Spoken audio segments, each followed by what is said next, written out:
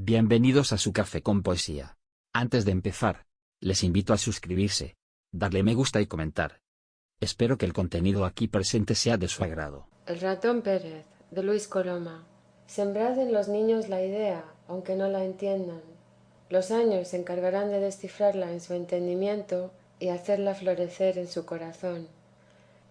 Entre la muerte del rey que rabió y el advenimiento al trono de la reina Maricastaña, existe un largo y oscuro período en las crónicas, de que quedan pocas memorias. Consta, sin embargo, que floreció en aquella época un rey Bubi I, grande amigo de los niños pobres y protector decidido de los ratones. Fundó una fábrica de muñecos y caballos de cartón para los primeros, y sábese de cierto que de esta fábrica procedían los 3 caballitos cuatralbos que regaló el rey don Bermudo el Diácono a los niños de Gisén I, después de la batalla de Bureba. Consta también que el rey Bubi prohibió severamente el uso de ratoneras y dictó muy discretas leyes para encerrar en los límites de la defensa propia los instintos cazadores de los gatos, lo cual resulta probado por los graves disturbios que hubo entre la reina doña Goto o Gotona, viuda de don Sancho Ordóñez, rey de Galicia, y la merindad de Rivas de Sil, a causa de haberse querido aplicar en esta las leyes del rey Bubi al gato del monasterio de Pombeiro, donde aquella reina vivía retirada. El caso fue grave y sus memorias muy duraderas, por más que unos autores digan que el gato en cuestión se llamaba Rusaf Mateo y otros le llamen simplemente Minini. De todos modos, el hecho resulta probado, aunque nada diga sobre ello Baseo, ni tampoco lo mencione el cronicón iriense, y el bueno de don Lucas de Tuy haga como que se olvida del caso, quizá por razones de conveniencia.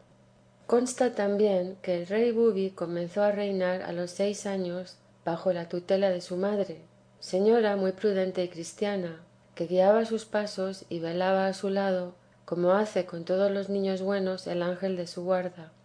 Era entonces el rey Bubi un verdadero encanto, y cuando en los días de gala le ponían su corona de oro y su real manto bordado, no era el oro de su corona más brillante que el de sus cabellos, ni más suaves los armiños de su manto que la piel de sus mejillas y sus manos.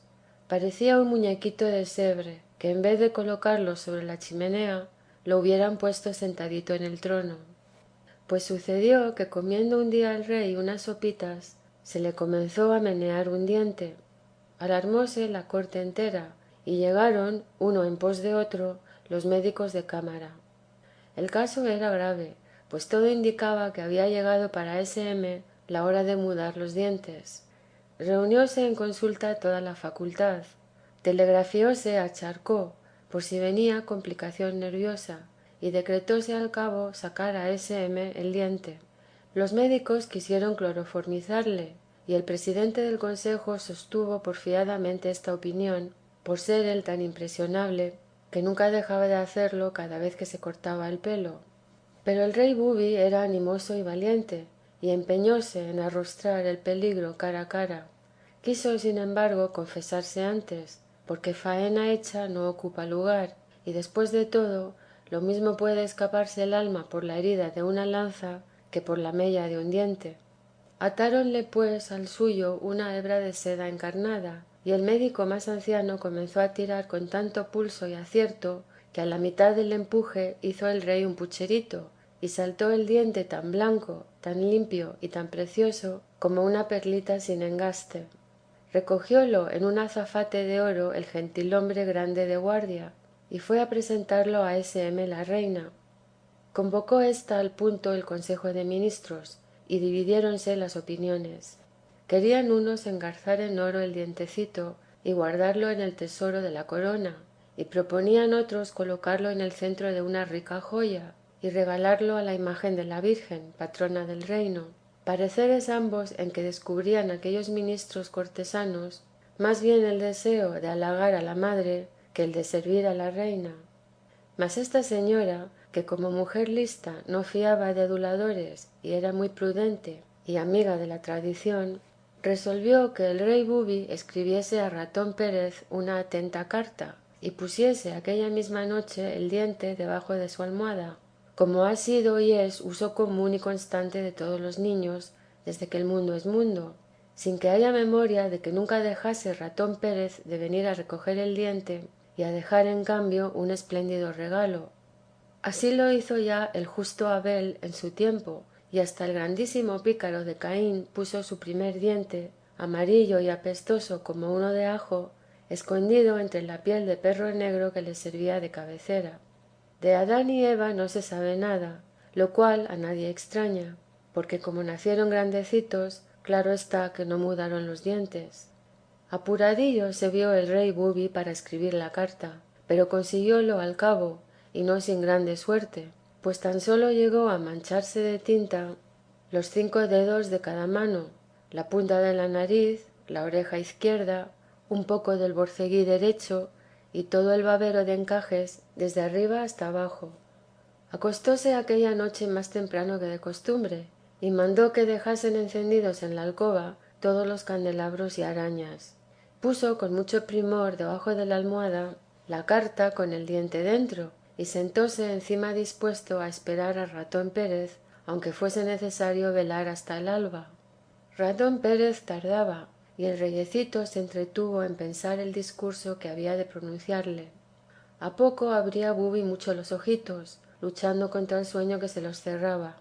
Cerróselos al fin del todo, y el cuerpecillo resbaló buscando el calor de las mantas, y la cabecita quedó sobre la almohada, escondida tras un brazo, como esconden los pajaritos la suya debajo del ala. De pronto sintió una cosa suave que le rozaba la frente. Incorporóse de un brinco, sobresaltado, y vio delante de sí, de pie sobre la almohada, un ratón muy pequeño, con sombrero de paja, lentes de oro, zapatos de lienzo crudo y una cartera roja terciada a la espalda. Miróle el rey Bubi muy espantado, y Ratón Pérez, al verle despierto, quitóse el sombrero hasta los pies, inclinó la cabeza según el ceremonial de corte, y en esta actitud reverente esperó a que su majestad hablase. Pero ese M no dijo nada, porque el discurso se le olvidó de pronto, y después de pensarlo mucho, tan sólo acertó a decir algún tanto azorado: «Buenas noches», a lo cual respondió Ratón Pérez profundamente conmovido: «Dios se las dé a V.M. muy buenas». Y con estas corteses razones quedaron Bubi y Ratón Pérez los mejores amigos del mundo. Conocíase a la legua que era éste un ratón muy de mundo, acostumbrado a pisar alfombras y al trato social de personas distinguidas. Su conversación era variada e instructiva, y su erudición pasmosa. Había viajado por todas las cañerías y sótanos de la corte, y anidado en todos los archivos y bibliotecas. Sólo en la Real Academia Española se comió en menos de una semana 3 manuscritos inéditos, que había depositado allí cierto autor ilustre. Habló también de su familia, que no era muy numerosa: 2 hijas ya casaderas, Adelaida y Elvira, y un hijo adolescente, Adolfo, que seguía la carrera diplomática en el cajón mismo en el que el ministro de Estado guardaba sus notas secretas. De su mujer habló poco y como de paso, por lo cual sospechó el reyecito que habría allí alguna mesa alianza o quizá disensiones matrimoniales.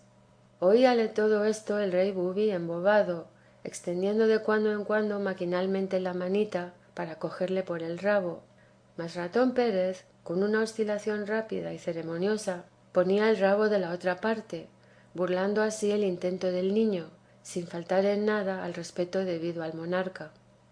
Era ya tarde, y como el rey Bubi no pensaba en despedirle, Ratón Pérez insinuó hábilmente, sin faltar a la etiqueta, que le era forzoso acudir aquella misma noche a la calle de Jacometrezo número 64 para recoger el diente de otro niño muy pobre, que se llamaba Gilito.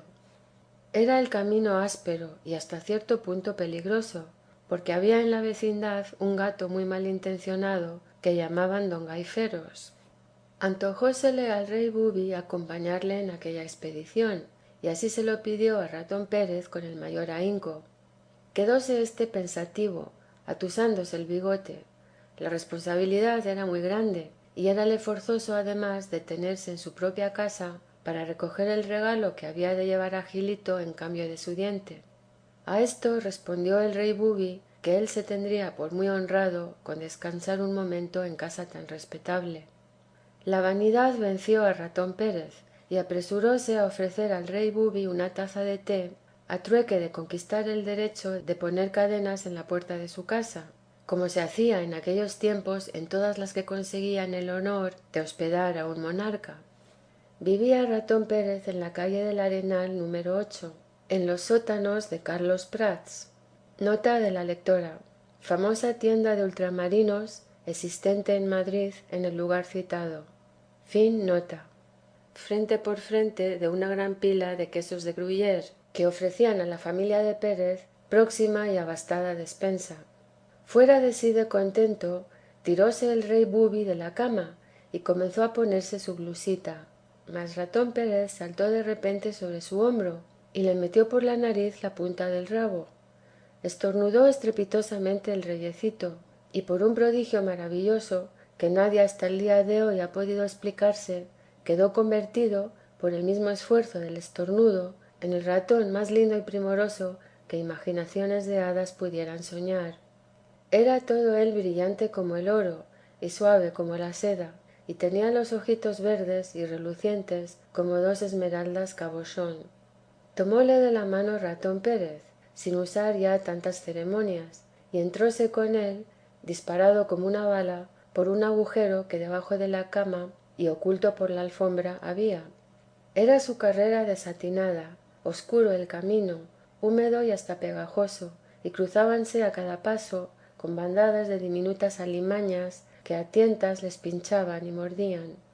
A veces deteníase Ratón Pérez en alguna encrucijada y exploraba el terreno antes de seguir adelante, todo lo cual puso al rey Bubi un poco nervioso y de mal humor, porque llegó a sentir desde el hociquito hasta la punta del rabo ciertos ligeros escalofríos que le parecieron señales de miedo. Acordóse, sin embargo, de que el miedo es natural en el prudente y el saberlo vencer es ser valiente, y se venció y fue valiente por razón, que es en lo que el verdadero valor consiste. Tan sólo una vez, al sentir un estrépito espantoso sobre su cabeza, que no parecía, sino que pasaban por encima 10 docenas de ripers oliva, nota de la lectora, especie de ómnibus que circulaban por las calles de Madrid antes de los tranvías. Fin nota. Preguntó muy bajito a Ratón Pérez si era allí donde vivía don Gaiferos. Contestóle Ratón Pérez haciendo con el rabo un ademán negativo, y siguieron adelante. A poco entraron en una suave explanada, que venía a desembocar en un sótano ancho y muy bien embaldosado, donde se respiraba una atmósfera tibia, perfumada de queso. Doblaron una enorme pila de estos, y encontráronse frente a frente de una gran caja de galletas de Huntley. Allí era donde vivía la familia de Ratón Pérez, bajo el pabellón de Carlos Prats, tan a sus anchas y con tanta holgura como pudo vivir la rata legendaria de la fábula en el queso de Holanda. Ratón Pérez presentó al rey Bubi a su familia como un turista extranjero que visitaba la corte, y las ratonas le acogieron con esa elegante aisance de las damas acostumbradas a mucho trato. Las señoritas hacían labor con su aya Miss Cheese, ratona inglesa muy ilustrada, y la señora de Pérez bordaba para su marido un precioso gorro griego al calor de una chimenea en que ardía alegre fuego de rabitos de pasas. Agradó mucho al rey Bubi aquel plácido interior de familia burguesa, que revelaba en todos sus detalles esa áurea mediocritas, dorada medianía, de que habla el poeta como el estado más apto para hallar paz y felicidad en esta vida. Sirvieron el té Adelaida y Elvira en primorosas tazas de cáscaras de alubias, y luego se hizo un poco de música. Adelaida cantó al arpa el aria de Desdémona, asisa al pie de un salice, con un gusto y afinación que encantaron al rey Bubi. No era Adelaida bonita, pero tenía modales muy distinguidos, y hacía oscilar su rabo con cierta melancólica coquetería que revelaba sin duda alguna pena secreta. Era vivaracha y hasta un poco ordinaria, pero la energía de su alma le rebosaba por los ojos, y el rey Bubi creyó ver delante de sí una espartana repitiendo el himno de las Termópilas, cuando cantó al piano con trágica entonación y enérgicos rencores de raza: en el hospital del rey hay un ratón con tercianas y una gatita morisca le está encomendando el alma. Entró en esto Adolfo, que venía del Jockey Club, donde con harto sentimiento de sus padres perdía tiempo y dinero jugando al póquer con los ratones agregados a la embajada alemana. El roce continuo con estos diplomáticos le había engreído y extranjerizado, y no tenía otros tópicos de conversación que el polo y el lawn tennis. Con gusto hubiera prolongado el rey Bubi la velada, pero Ratón Pérez, que se había ausentado un momento, volvió con su cartera terciada a la espalda, y al parecer bien repleta, y le manifestó respetuosamente que ya era hora de partir. Hizo pues el rey Bubi, con mucha gracia, sus corteses ofrecimientos de despedida, y la ratona Pérez, en un arranque de cordialidad un poco burguesa, plantóle en cada mejilla un sonoro beso. Adelaida le tendió una pata con cierto aire sentimental, que parecía decir: hasta el cielo. Elvira le dio un apretón de manos a la inglesa, y Miss O'Sheas le hizo una ceremoniosa cortesía a la reina Ana Stuart y le enfiló su loñón de concha hasta que le perdió de vista. Adolfo estuvo también muy expresivo, acompañóles hasta la entrada de la cañería, y allí reiteró a Bubi su ofrecimiento de presentarlo en el Polo Club, y le recomendó por tercera vez el uso de las raquetas J. Tate del número 12, o a lo más del 12 y medio. Las del 13 resultaban ya, para manos ratoniles, algo pesadas. Agradecióselo mucho el reyecito, y se despidió pensando que Adolfo podría ser en verdad muy elegante, pero que sin duda tenía los sesos de picatoste. Comenzaron de nuevo su desatinada carrera Bubi y Ratón Pérez, con un lujo de precauciones que sobresaltaron al reyecito. Caminaba delante un grueso pelotón de fornidos ratones, gente toda de guerra, cuyas aceradas bayonetas de finas agujas relumbraban a veces en la oscuridad.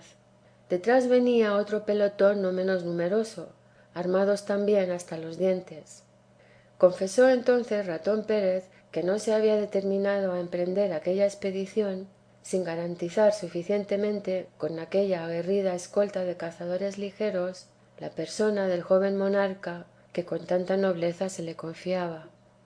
De repente vio el rey Bubi que desaparecía la vanguardia entera por un estrecho agujero que dejaba escapar reflejos de tenue luz.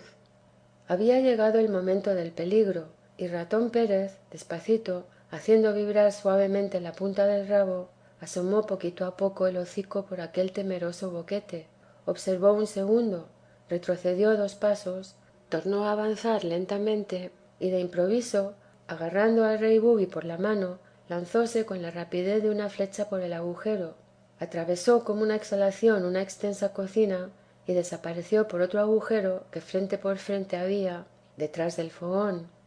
Con la rapidez con que se ven en el día de hoy desfilar los palos del telégrafo por las ventanillas de un tren, así vio pasar el rey Bubi ante sus ojos, en su veloz carrera, el pavoroso cuadro de aquella cocina. Al calorcito de la lumbre, oculta bajo el rescoldo, dormía el temido don Gaiferos, gatazo enorme, cartujano, cuyos erizados bigotes subían y bajaban al compás de su pausada respiración. La guardia ratonil, inmóvil, silenciosa, preparada, mordiendo ya casi el cartucho, protegía el paso del rey Bubi, formando desde el dormido don Gaiferos hasta los 2 agujeros de entrada y de salida el formidable triángulo romano de la batalla de Gnoma. Era aquello imponente y aterrador. Una vieja feísima dormía en una silla, con la calceta a medio hacer caída sobre las faldas. Cesó el peligro una vez franqueado el agujero de salida, y faltaba ya tan solo subir a la última buhardilla de aquella misma casa, que era donde Gilito vivía. Todo era entrada en aquella miserable habitación, abierta a todos los vientos, y los ratones la invadieron por rendijas, grietas y agujeros, como se invade una ciudad ya desmantelada. Encaramóse el rey Bubi en el palo de una silla sin asiento, única que había, y desde allí pudo abarcar todo aquel cuadro de horrible miseria. que nunca hubiera podido ni aun siquiera imaginar. Era aquello un cuchitril infecto, en que el techo y el suelo se unían por un lado y no se separaban lo bastante por el otro para dejar cabida a la estatura de un hombre. Entraba por las innumerables rendijas el viento helado del alba, que ya clareaba, y veíanse por debajo de la tejavana del techo grandes cuajarones de hielo. No había allí más muebles que la silla que servía de observatorio al rey Bubi, un cesto de pan vacío colgado del techo a la altura de la mano, y en el rincón menos expuesto a la intemperie una cama de pajas y de trapos, en que dormían abrazados Gilito y su madre. Acercóse Ratón Pérez llevando al rey Bubi de la mano, y al ver éste de cerca al pobre Gilito, asomando las yertas manecitas por los trapos miserables que le cubrían, y pegada la preciosa carita al seno de su madre, para buscar allí un poco de calor, angustiósele el corazón de pena y de asombro, y rompió a llorar amargamente.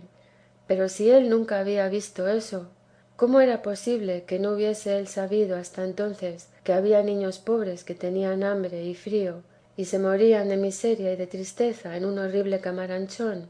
Ni mantas quería él ya tener en su cama, mientras hubiese en su reino un solo niño que no tuviera por lo menos 3 calzones de bayeta y un vestidito de bombasí.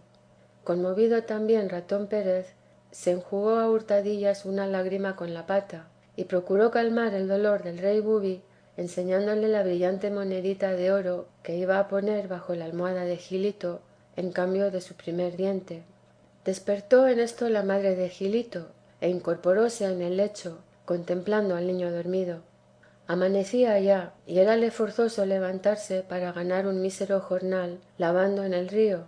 Cogió a Gilito en sus brazos y le puso de rodillas, medio dormido, delante de una estampita del Niño Jesús de Praga que había pegada en la pared sobre la misma cama.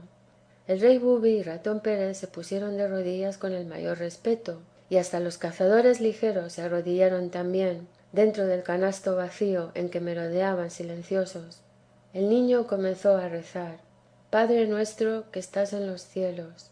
Hizo el rey Bubi un gesto de inmensa sorpresa al oírle, y se quedó mirando a Ratón Pérez con la boca abierta. Comprendió éste su estupor, y fijó en el reyecito sus penetrantes ojos, mas no dijo una sola palabra, esperando sin duda que otro las dijese. Emprendieron el viaje de vuelta silenciosos y preocupados, y media hora después entraba el rey Bubi en su alcoba con Ratón Pérez. Tornó allí éste a meter en la nariz del rey la punta de su rabo. Estornudó de nuevo Bubi estrepitosamente, y encontróse acostadito en su cama, en los brazos de la reina, que le despertaba, como todos los días, con un cariñoso beso de madre. Creyó por el pronto que todo había sido sueño, mas levantó prontamente la almohada, buscando la carta para Ratón Pérez que había puesto allí la noche antes, y la carta había desaparecido. En su lugar había un precioso estuche con la insignia del Toisón de Oro, toda cuajada de brillantes, regalo magnífico que le hacía el generoso Ratón Pérez en cambio de su primer diente. Dejólo caer, sin embargo, el reyecito sobre la rica colcha, sin mirarlo casi, y quedóse largo tiempo pensativo, con el codo apoyado en la almohada. De pronto dijo, con esa expresión seria y meditabunda que toman a veces los niños cuando reflexionan o sufren: Mamá, ¿por qué los niños pobres rezan lo mismo que yo, Padre nuestro que estás en los cielos? La reina le respondió: porque Dios es Padre de ellos, lo mismo que lo es tuyo. Entonces, replicó Bubi aún más pensativo, ¿seremos hermanos? Sí, hijo mío, son tus hermanos. Los ojitos de Bubi rebosaron entonces de admiración profunda, y con la voz empañada por las lágrimas y trémulo el pechito por el temblor de un sollozo, preguntó: ¿y por qué soy yo rey y tengo de todo, y ellos son pobres y no tienen de nada? Apretóle la reina contra su corazón con amor inmenso, y besándole en la frente le dijo: porque tú eres el hermano mayor, que eso es ser rey. ¿Lo entiendes, Bubi? Y Dios te ha dado de todo para que cuides en lo posible de que tus hermanos menores no carezcan de nada. Yo no sabía eso, dijo Bubi, meneando con pena la cabecita, y sin acordarse más del Toisón de Oro, púsose a rezar, como todos los días, sus oraciones de la mañana, y a medida que rezaba, parecíale que todos los gilitos pobres y desvalidos del reino se agrupaban en torno suyo, alzando también a Dios sus manitas, y que él decía, llevando como hermano mayor la voz de todos: Padre nuestro que estás en los cielos. Y cuando el rey Bubi fue ya un hombre y un gran guerrero, y tuvo que pedir a Dios auxilio en los trabajos y darle gracias en las alegrías, siempre dijo, llevando la voz de todos sus súbditos, pobres y ricos, buenos y malos: Padre nuestro que estás en los cielos. Y cuando murió el rey Bubi, ya muy ancianito, y llegó su buena alma a las puertas del cielo, allí se arrodilló y dijo como siempre: Padre nuestro que estás en los cielos. Y en cuanto esto dijo, le abrieron las puertas de par en par miles y miles de pobres gilitos, de que había sido rey, es decir, hermano mayor, acá en la tierra,